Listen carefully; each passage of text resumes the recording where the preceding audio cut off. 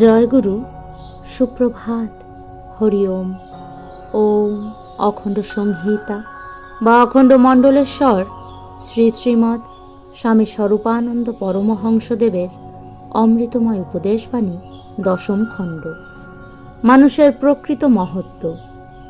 একজন শ্রোতা কোনো এক অবতার রূপে পূজিত পুরুষের সম্পর্কে অনেক অলৌকিক কাহিনী বলিলেন এবং তৎপরে জিজ্ঞাসা করিলেন যে এমন লোক যদি সমাজবিরোধী কার্য করেন তবে তাকে কুকার্য না বলে লীলা বলে ব্যাখ্যা করা সঙ্গত কিনা।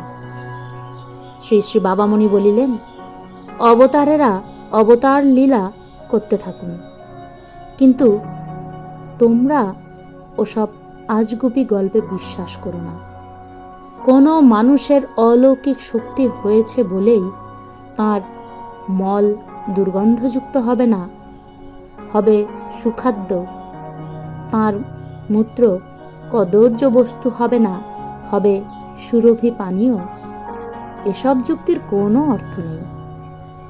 অলৌকিক শক্তিধারী মহাপুরুষেরা নানা কাণ্ড দেখিয়ে মানুষকে তাক লাগিয়ে দিচ্ছেন, কিন্তু জাদুকররা কি তার চেয়েও আশ্চর্য কাজ করেন না? অলৌকিক শক্তি নাই কিন্তু নির্লোভ, এমন মানুষ অনেক মহাপুরুষের চেয়েও শ্রেষ্ঠ।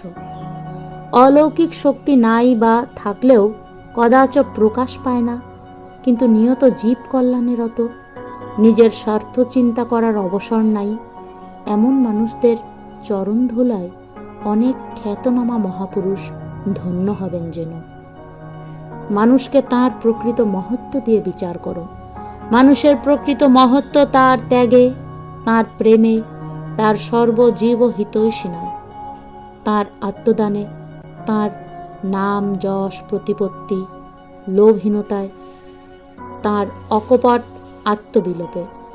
কেউ অবতার হতে পারেন, মহাপুরুষ হতে পারেন, কিন্তু এমন মানুষ তাদের চেয়ে শ্রেষ্ঠ।